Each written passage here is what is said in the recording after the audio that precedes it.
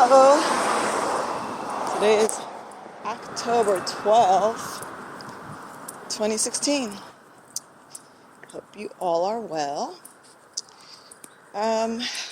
Some thoughts came earlier about fear and how the majority of people today live in fear. Now, degrees vary. I mean, some people are so fearful they take medication to help them to be able to kind of sort of function in the world. And very many of us are not even aware that the underlying cause to so much of our suffering is fear. So one thing that came to me was how, when you're a little kid and you don't have a lot of power and say in your life, for the most part, people are telling what to do and, when to get up, when to go to bed, what to eat, what to wear, blah, blah, blah.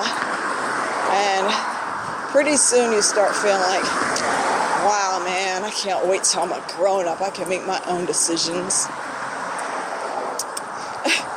And then, when we're old enough to make our own decisions, what happens? Well, what happens is society tells us how to live, what to wear, when to come and go, blah, blah, blah. And we live that way. And people feel like, well, I have to. You don't have to. It makes things a little more comfortable, in a sense, to not go against the grain of what most of society is accepted as normal behavior. But, here we are, 20, 30, 40, 50 or more years later. We're grown-ups like we wanted to be when we were children so that we could make our decisions, but so much of that is, we succumb to it because of fear. We don't want society or our peers, our workmates, friends and family to think something about us, right? To judge us. And so you can see how we've done recordings on love and unity versus fear and judgment. And you can see how fear and judgment go hand in hand. But, it's a word that came to me earlier was the word war zone. Is that one word or two? I don't know. The expression came to me earlier. And because I take county transit now. I don't own a car right now. I'm not looking to try to own a car. It's a big old pain in the ass, and but I ride the bus now to do the things I need to do, go to places I need to go. And I get to people watch and listen, take in, observe, and I notice some of the people there's a variety of different, men, women, kids, all different races from different cultures, backgrounds, ages. But some of the people I noticed are hard. You guys know what I mean by hard? Like, they got that stoic look on their face and they're just like, And I'm like, okay, don't look that person in the eye. Don't punch me in the mouth. And I just like sitting there thinking, what gets a person to that? What does that mean when you're there and you're so hard and just like impenetrable? Really, that's the energy you're trying to get off, is that I'm a rock. I can't be overcome. I can't be defeated. And that's war zone mentality, isn't it? That energy you're putting out of, I won't be overcome, I won't be defeated. It's like, wow, it must be so hard. It must be so difficult to go through your existence in that state of mind, just like,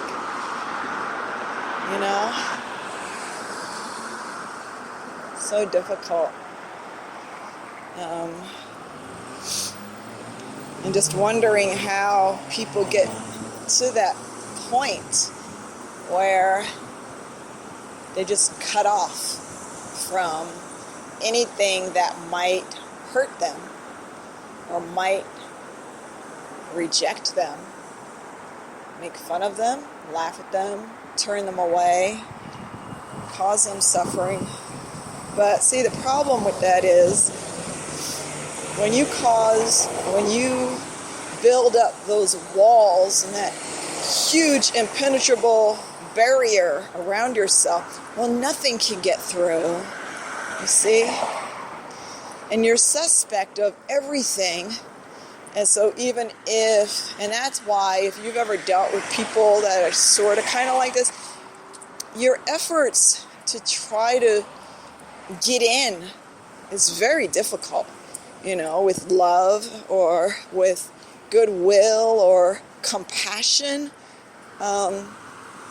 It's like people who've trusted and were burned, and like, fuck that. I'd rather just not feel any of it than to take the chance that you might really care and then kick me in the face. See?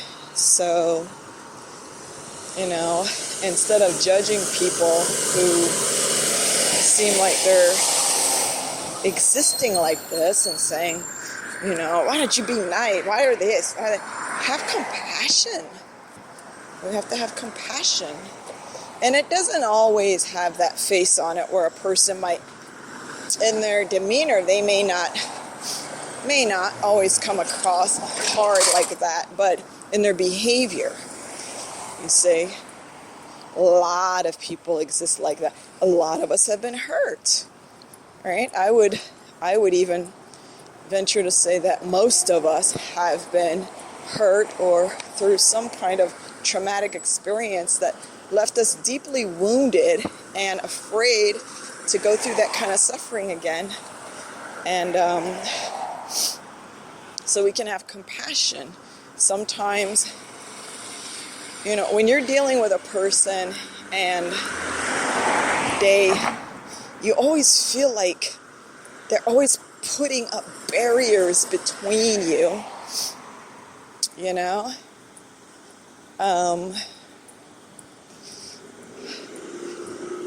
sometimes it's easy to think, wow, this person's such a bitch. God, I say the sky is blue, they say it's chartreuse or whatever, whatever color, always got something negative to say. But that's just another manifestation of that kind of fear-based mentality is, it's still that mentality of someone's coming up against you. This separateness and this aloneness and this, I can cross the street, y'all. You better do it, because otherwise I have to wait half an hour for this light to change again. Anyway, so got to get out of that. got to get out of that. You got to get out of that way of judging people who, just because we don't understand where a person's coming from, we can't be so quick to write that person off with some judgment against them, because they're not just proving what they believe is that the world is a hateful, hurtful place that judges me. And then so you can see that's why. And it's not, I learned something recently, which is, your energy that you put out is way more intense, truthful, and felt way more than the words you say and the things that you do, which could be just mechanical, some type of behavior that you're putting on, not putting on like in a bad way, but just you can do stuff, but the energy we put out is felt. And just because we can't see it, we don't have instruments in this place that I know of. They might have them somewhere. They probably do have them somewhere hidden in the basement in Switzerland somewhere. But as far as I know, we don't have instruments to detect that output of energy that we all exude. We all do. And if you're putting out this energy at people like that they're unworthy or they're deficient somehow, they can feel that. You don't have to say a word. You don't have to roll your eyes or make a funny face at them. They can feel it. So we got to get to the core. That's why we got to get to the root of why we're treating people the way we do, why we feel the way we feel. Really peel it back and see, are we not as compassionate as we'd like to think we are? Let's see. It's easy to be, quote, compassionate and caring, loving and concerned for your friends and family. I mean, as far as, basically, we give people the benefit of the doubt. Well, can we give everyone the benefit of the doubt? And again, always come back to, listen, if I had to walk in that motherfucker's shoes, that would be me sitting there right now. I would be him. Boom. Done. See? So, anyway, hope that was a bit informative as far as, and again, it's probably just the first part because we open up these subjects and there's just so much that we can explore when we do that. But for now, we just keep it simple. It's about almost 15 minutes, and by the time I wrap it up, it will be. So, just, again, or maybe it's when we behave a certain way and we don't really even think about it. We've just become so used to a certain behavior and we don't even stop and think, why do I do that anyway? But if you peel it back again, you might see that there's some fear in there. It's good to examine it, because we don't want to examine things sometimes because we're afraid it's going to require change, and for whatever reason, we're creatures that like our comfortableness, even in our fucked upness sometimes. But it is good to examine, and we're not even really going to be able to offer that to other people if we haven't done it for ourselves. If we can't even look ourselves right in the face, so to speak, and deal with reality and be compassionate with ourselves and understanding how we're going to even be, whatever we present to others that looks like that is not going to be the thing. So that's another recording too. Anyway, much love, guys. Bye.